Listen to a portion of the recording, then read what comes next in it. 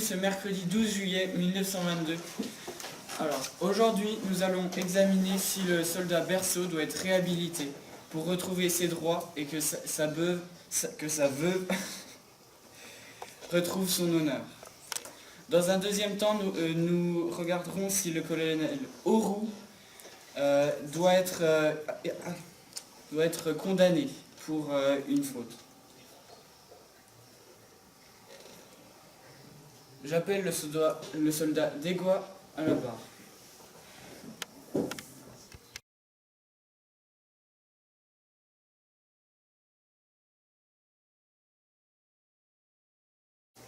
J'ai assisté au refus du pantalon par Berceau, et Berceau a bien fait de refuser car on lui a proposé un pantalon récupéré sur un corps. Le pantalon était donc plein de sang, mais le sergent Fourier n'avait rien à faire. Ce matin, la neige est tombée, il ne faisait pas bon de travailler.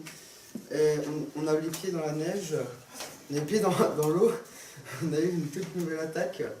Il y a eu un duel d'artillerie et ce soir, il y a un conseil de guerre juste pour 3 soldats pour refus d'obéissance et mutinerie, alors qu'un soldat a juste refusé un pantalon. Il y a 2 autres soldats qui l'ont défendu, et puis le 13 janvier, on a perdu beaucoup de monde, sans oublier le 289e régiment d'infanterie qui fut à peu près anéanti. Merci.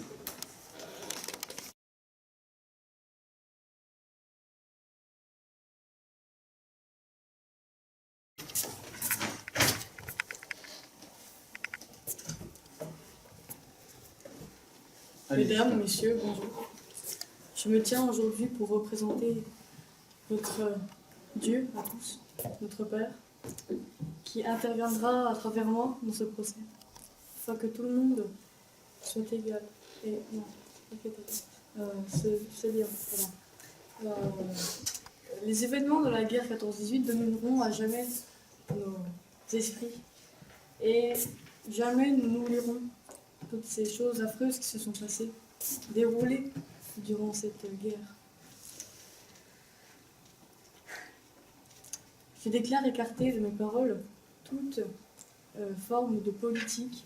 J'ai rencontré beaucoup de personnes durant mon chemin à travers ces tranchées, ces prairies, où beaucoup de batailles ont eu lieu. Un pantalon. Un homme est mort pour un pantalon. Est-ce que cela en valait-il la peine? Est-ce que cela a motivé vos soldats? Je ne pense pas. Et personne n'a le droit de vie ou de mort. Seul Dieu, là. Notre Père, vous a-t-il dit qu'il fallait l'exécuter? Je ne pense pas. Et pour ça, la seule façon approximative de pardonner votre péché, c'est de donner à Madame Juliette Berceau, cette triste veuve, les droits qu'elle mérite. Merci. Pouvez-vous décrire ce qu'a vécu votre régiment peu avant février 1915? Le colonel Auroux, avec qui je me suis entretenue un peu après au sujet de cette affaire, m'a expliqué que ça ne se passait pas très bien dans ces temps-là, et qu'il voulait faire régner sur le régiment une discipline de fer. Et donc, pour donner un exemple, il a dû l'exécuter. Mais ça n'en valait pas la peine, selon moi. Merci.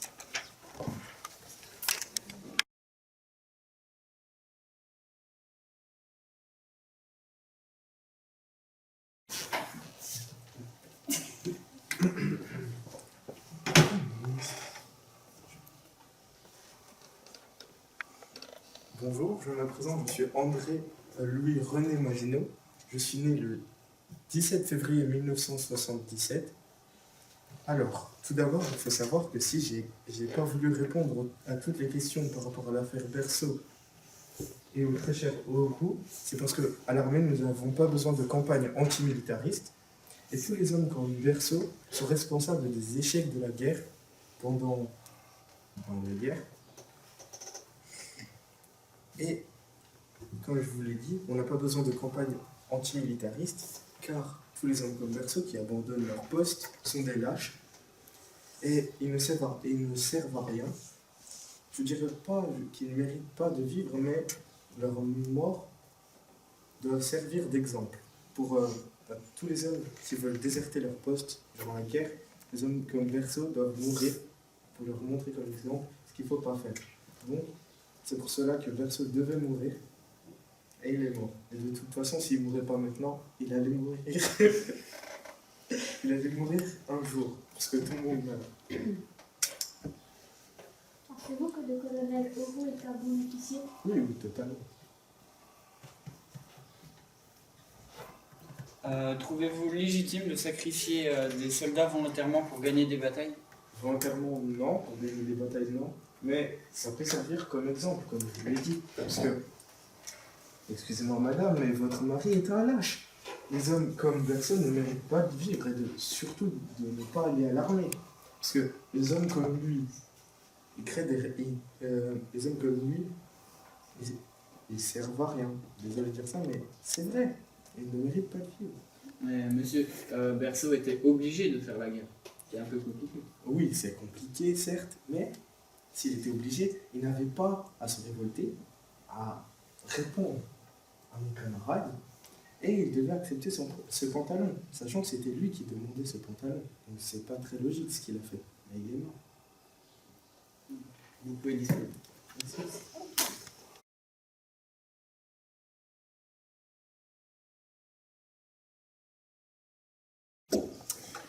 Bonjour à tous. Je me présente, je suis le général Robert Nivelle. C'est moi qui ai remplacé le maréchal Pétain dans la bataille de Verdun et j'ai également remplacé le général Joffre. J'étais à mon poste de combat. Le colonel Auroux m'a téléphoné pour me faire part des faits qui se sont produits voulant que j'accepte cette demande pour réunir le conseil. Auroux m'a dit durant l'appel qu'il y a eu un refus d'obéissance par le soldat Berceau. Il a soulevé une mutinerie contre le commandant de la compagnie. J'ai donc accepté cette demande car je me dois d'obéir à mon supérieur. Donc pendant l'appel, il ne vous a pas expliqué que Berceau avait refusé un pantalon? Non.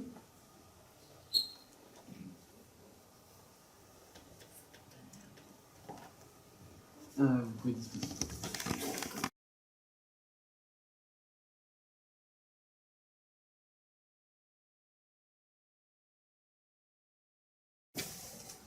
Bonjour, le sergent Fourier est venu me dire que Berceau refusait ce pantalon.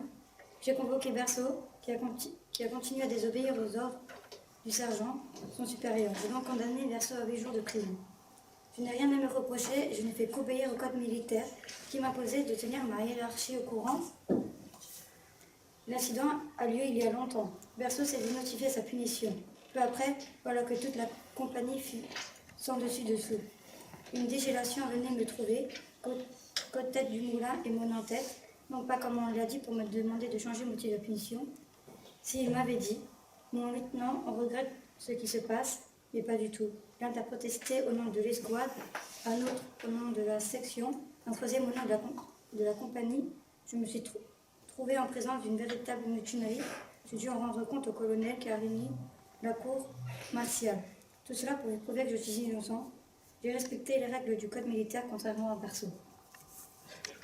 Pourquoi avoir donné 8 jours de prison?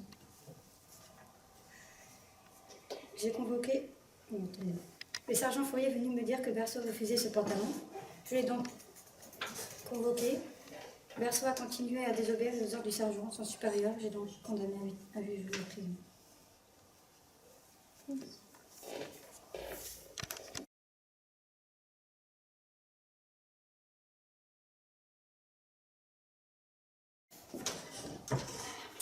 Mon nom est Jean Perruche de Benna et je suis ici pour parler du fait qu'Auroux est innocent et que Berceau est en tort et que le procès doit finir sur ce fait. J'étais juge avant de me faire enrôler dans l'armée et je sais donc de quoi je parle et je supporte le colonel.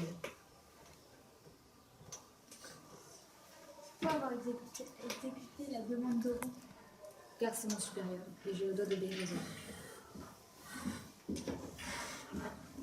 Merci.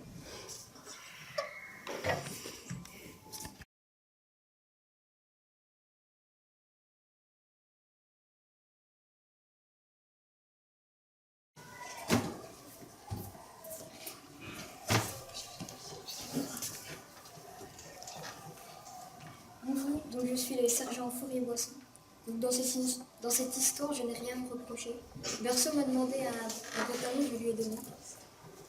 Nous étions en hiver, donc j'étais dans l'obligation de lui donner un pantalon, car sinon il y a eu mort de froid.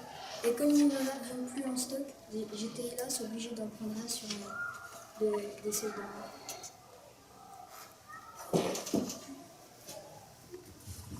Merci.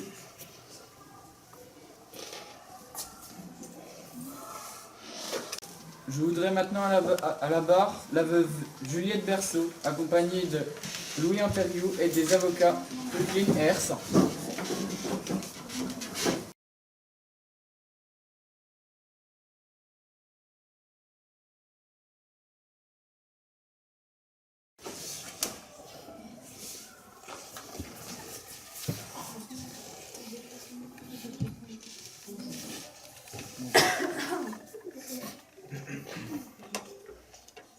Faut que je parle. Bonjour, je suis Juliette Berceau, femme de Lucien Berceau. Je tiens à préciser je tiens à vous demander d'imaginer ce que je peux ressentir le 18 février 1915 quand j'appris dans la rue la terrible nouvelle.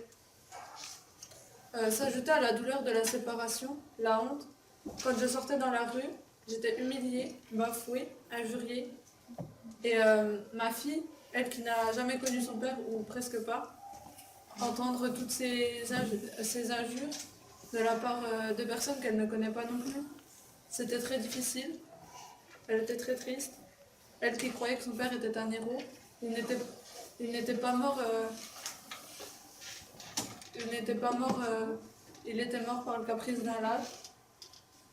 Et quand je devais aller dans quelques bureaux, faire plusieurs démarches, on me disait que la vie de décès de mon mari n'était pas en règle.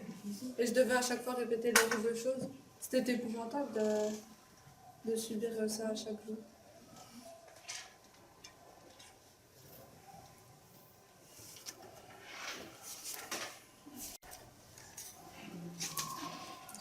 Bonjour, je m'appelle Louis Anteriou. Guidé par le seul souci de la vérité, je vous demande, messieurs les ministres de la guerre, de convoquer le tribunal régulier pour juger le cas du colonel Auroux. Auroux doit être jugé. Il utilise son haut rang pour faire valoir sa supériorité et montrer aux soldats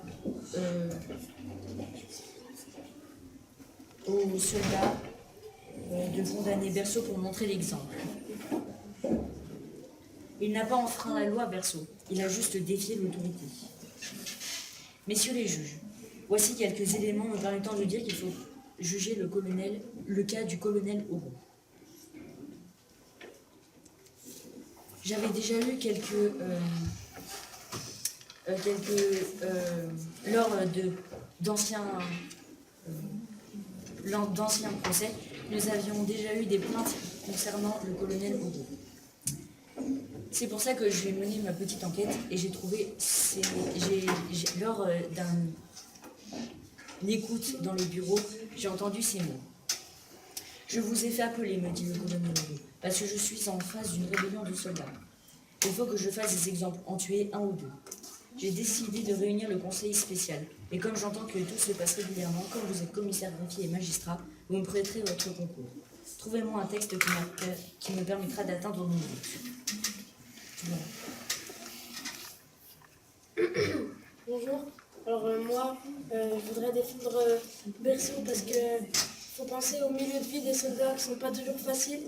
Ils vivent dans la misère, ils n'ont pas forcément beaucoup de nourriture. Après, c'est comme ça la guerre.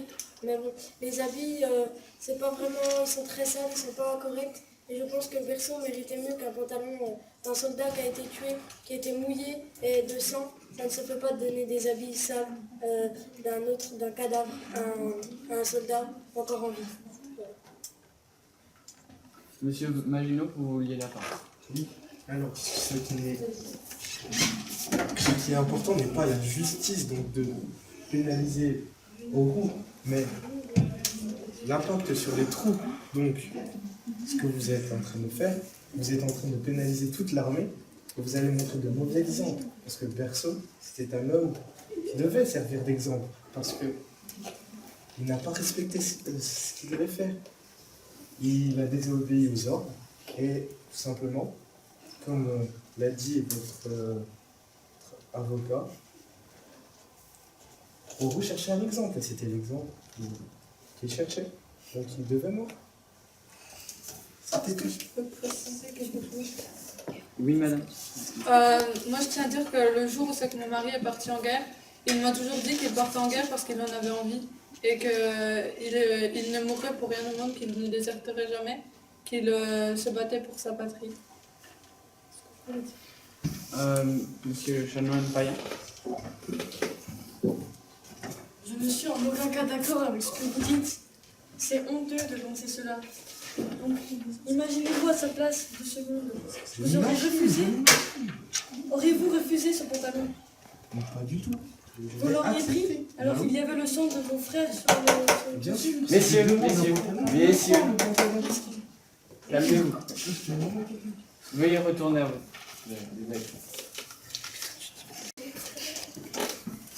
Cher Virginie Berceau, pensez-vous pas qu'on aurait une épidémie de procès du même type qui remettrait en cause l'armée? Justement, il y a déjà eu de nombreux procès par rapport à la même personne, le colonel Auroux.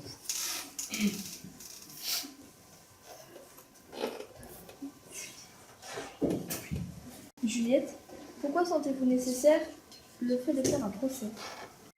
Parce que je pense que mon mari a été tué pour rien et que moi j'ai souffert pendant toutes ces années, j'ai souffert moralement et j'ai vécu dans la pauvreté. Et donc je pense que c'est nécessaire que j'ai mes droits.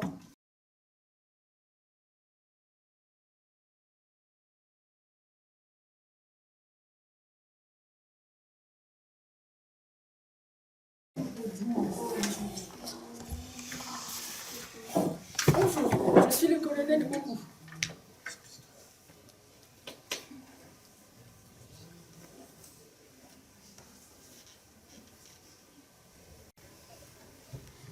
Avez-vous été neutre et objectif pendant le conseil de guerre de Lucien Berceau? J'ai été neutre, étant donné que Lucien Berceau a fait une mutinerie et que des nouvelles recrues encore aguerries venaient d'arriver. Mon intention était de faire un exemple de discipline militaire. Pourquoi avez-vous demandé au sergent Perruche de Velna de trouver un article pour condamner Berceau?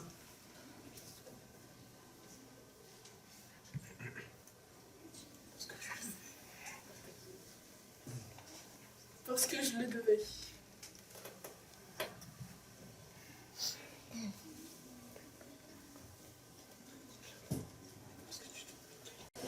Pensez-vous être un bon officier? Oui, car je n'ai fait que de placer la loi.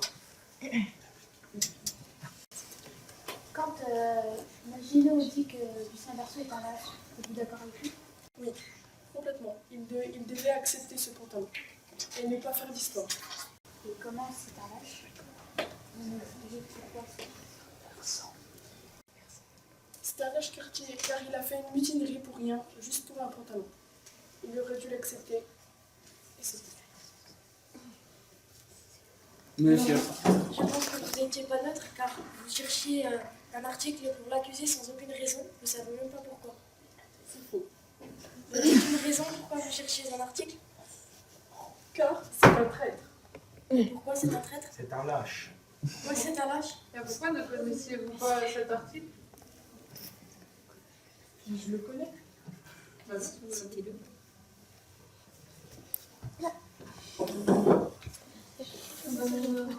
Merci, monsieur.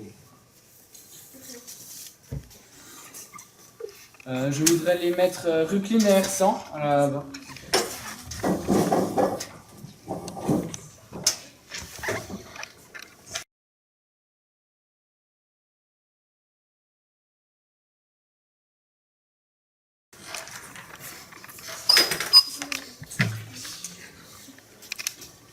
Donc, bonjour, je suis l'avocat R100. Lorsque Madame Berceau est venue me voir pour l'aider au mieux à obtenir des dédommagements pour son époux, le soldat Berceau, sacrifié au nom de l'exemple d'autorité, voici ce que précise la loi. Article 20. Si le condamné est décédé, s'il est disparu ou dans l'impossibilité de former son recours, le droit est ouvert à son conjoint, ses ascendants ou à ses descendants. Les frères et sœurs auront les mêmes droits que le conjoint si celui-ci ne l'exerce pas. Également, le motif 218 me permet de dire que l'on ne peut pas infliger la mort que lorsque l'accusé refuse de marcher vers le front. Merci. Alors, sacrifier une personne pour le bien d'un groupe ou d'un pays, ça ne se fait pas. Si. Je pense que ça ne se fait pas car la personne, elle, ne voulait pas se sacrifier. Si la personne se sentait adapte à se sacrifier, elle pourrait le faire d'elle-même. Mais elle ne le voulait pas. Elle a été sacrifiée pour montrer aux autres la sentence qu'ils allaient recevoir s'ils pratiquaient une activité de désertation ou quelque chose comme ça. Voilà. Oui, monsieur J'ai Magin. un exemple concret. Par exemple, vous êtes sur un bateau, il y a 10 personnes. Une d'entre elles a la peste. Soit vous prenez le risque de laisser en vie cette personne qui a la peste pour infecter toutes les autres personnes pour au final tous les tuer, soit vous la tuez. Que faites-vous? Je la sauve. C'est une personne de notre patrie. Elle ne doit pas mourir. Même si elle pour infecter toutes les personnes du bateau. Elle sera mise dans de bonnes conditions pour ne pas infecter les autres C'est un être vivant. passagers. C'est un être vivant qui devait mourir. Mais il Non, n'était pas malade. Il n'avait pas la je ne peste. suis pas d'accord avec vous. Alors. Vous êtes d'accord avec moi? Ministre Maginot, comment pouvez-vous comparer le refus d'un pantalon avec la peste? C'est une comparaison simple, assez simple pour qu'ils puissent comprendre. Elle n'a rien à voir. Mais c'est simple à comprendre. Nous comprenons ainsi. Si vous n'arrivez pas à comprendre, ce n'est pas de ma faute, écoutez. Nous avons étudié le dossier, c'est logique. Il a désobéi au sergent. La maladie n'a rien à voir avec un pantalon. Il n'avait pas désobéi. Le débat est clos. Monsieur Chanoine Payen.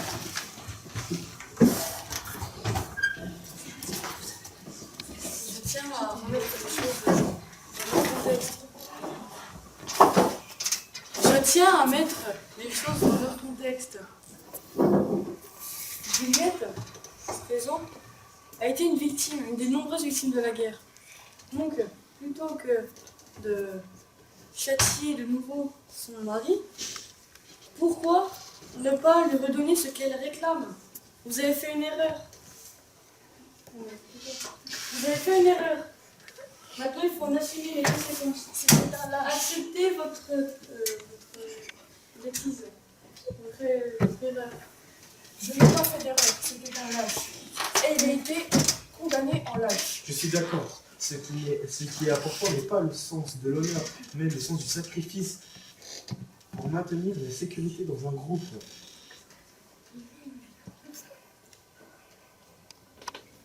Ça va suffire. Pour le moment. Merci.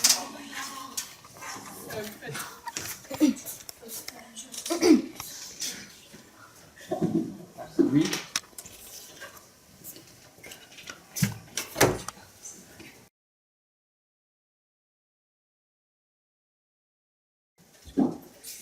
J'avoue avoir aidé le colonel à exercer une pression sur ses soldats en tuant le soldat Berceau.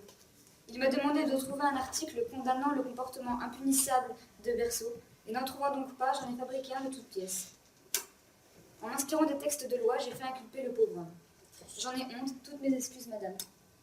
Je n'ai fait qu'obéir aux ordres et pour ne pas me faire accuser de mutinerie en retour. Vous êtes au courant que cet acte est illégal? Oui.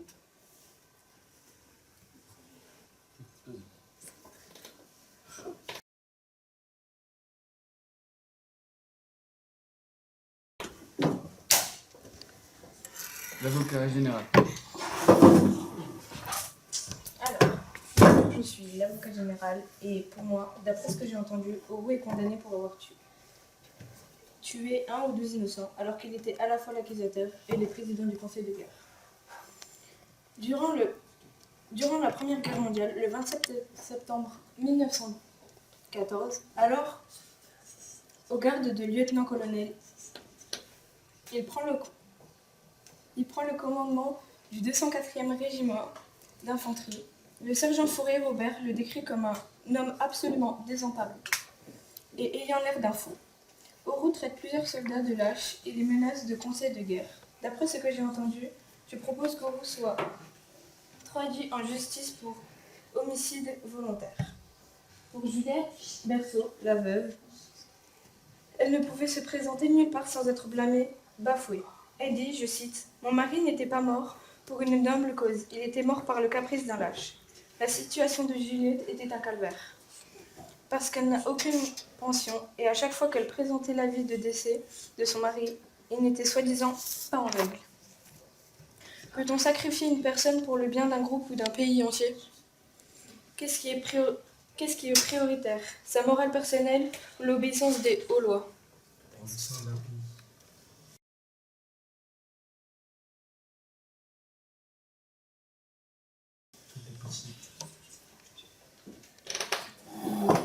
Je demande le colonel Oro et sa défense.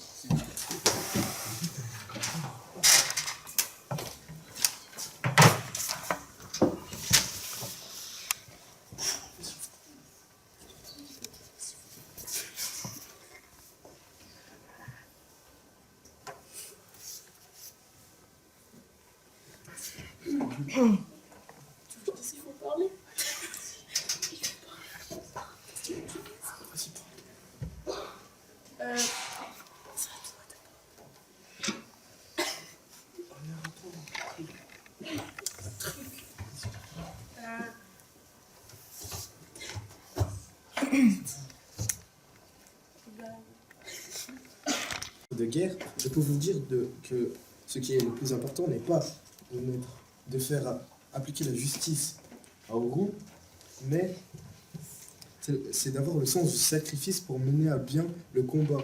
L'indulgence dans l'application de la peine, ça ferait nuire à la discipline, à l'armée et à l'obéissance surtout, et ça ferait manifester des mouvements de faiblesse, favoriser des... Je suis pas d'accord avec vous, laissez-moi parler. Okay. Ça favoriserait des comportements de lâcheté dans le combat, d'abandon de poste, de mise en danger de ses camarades, de camarades. Donc, il fallait...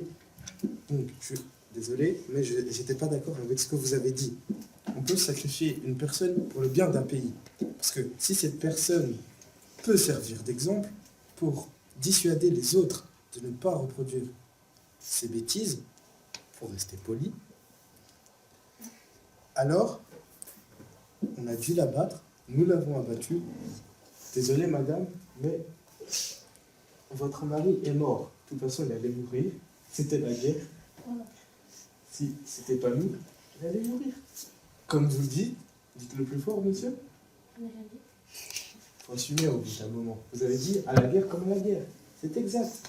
Désolé madame Juliette Berceau, mais votre mari était un lâche. Donc, il ne faut pas appliquer cette justice pour Oro, il n'a fait que son travail.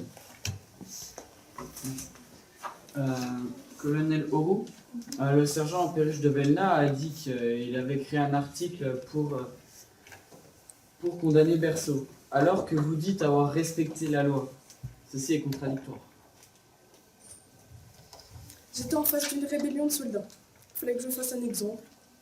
Et j'ai demandé à ce cher monsieur Jean Perruche de Belna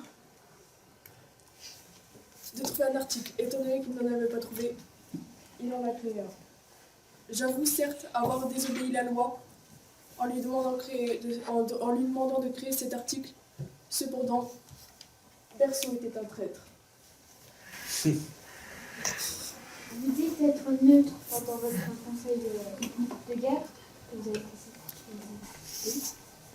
Mais comment pouvez-vous être neutre si vous cherchez un exemple et vous avez demandé à Perruche de faire un article? C'était l'exemple parfait. Et c'était le meneur de cette mutinerie.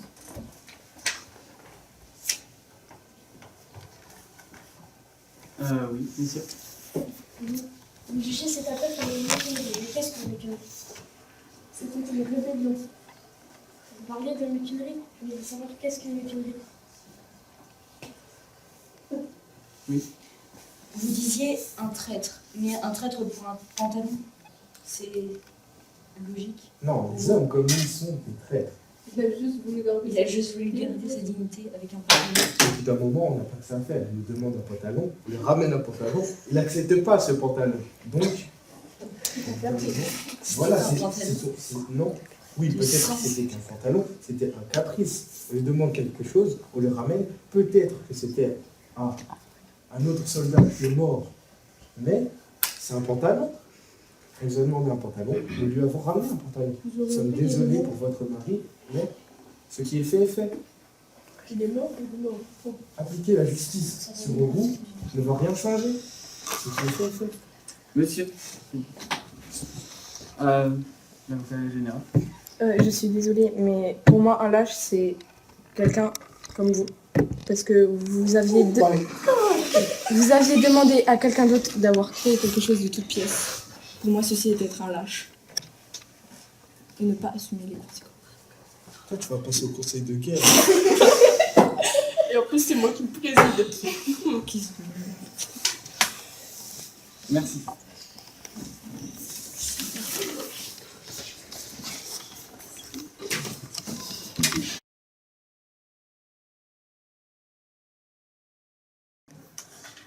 La réhabilitation de Berceau. L'honneur de l'armée est en danger. D'abord, rappelons les faits. Lucien Berceau est un soldat engagé de la guerre. Le 12 février, il est accusé de ne pas avoir obéi aux ordres et de ne pas accepter le pantalon d'un soldat mort qui lui est fourni. Suite à cela, il est condamné à l'exécution.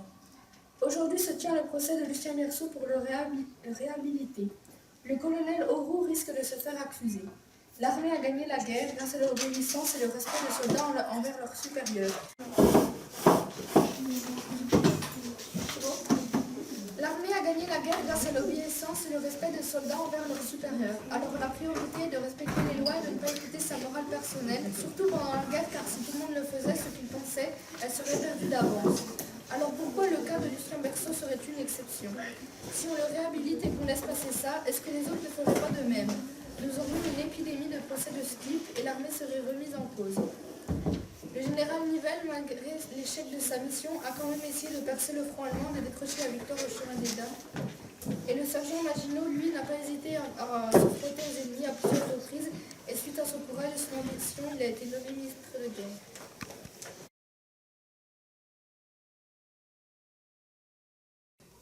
La guerre n'aura pas tué le soldat Berceau.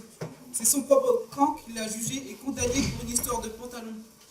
La guerre, si inutile et cruelle, décidée et commandée par des sots qui profitent de leur garde de petits chefs pour jouer aux tortionnaires. Alors que l'armée couvre souvent les actes les plus barbares commis par ses serviteurs, le crime de cet homme a été de refuser de porter un vêtement qui habillait un mort. L'armée a le devoir de protéger le peuple. L'armée doit tout faire pour sauver un de ses membres. Donc je ne comprends pas comment la police ait tué un innocent. Le soldat Berceau n'a commis aucune faute militaire. La décision du tribunal de guerre de le faire mourir pour désobéissance est ignoble. Cette peine, pour l'exemple, dans le but de faire plier les réfractaires à toute décision d'un supérieur de l'armée, montre la folie sans limite des hommes. Le chef de section Auroux, présentant son soldat au tribunal, étant lui-même le juge, donc le décideur de la sentence, avec une véritable volonté de tuer. Aujourd'hui, sa famille réclame la justice pour la révision du procès afin de réhabiliter le soldat Berceau.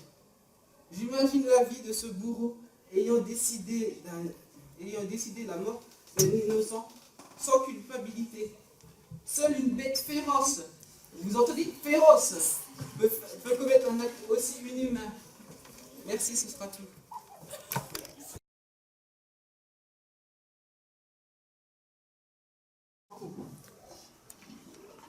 Vous pouvez vous asseoir.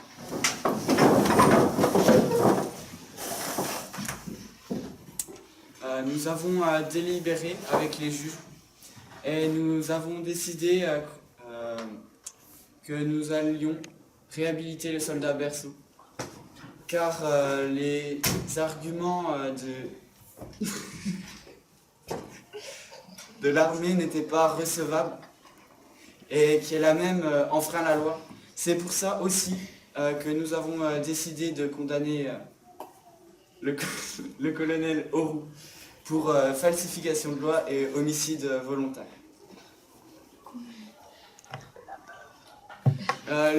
À partir de ce jour, la veuve Berceau pourra retrouver son honneur, sa pension et tous ses droits. La séance est levée.